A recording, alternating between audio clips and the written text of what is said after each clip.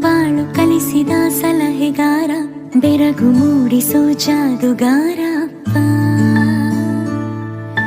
ಹಗಲು ಬೆವರಿನ ಕೂಲಿಕಾರ, ರಾತ್ರಿ ಮನೆಯಲ್ಲಿ ಚೌಕಿದಾರ, ಎಲ್ಲ ಕೊಡಿಸುವ ಸಾಹುಕಾರ ಅಪ್ಪ.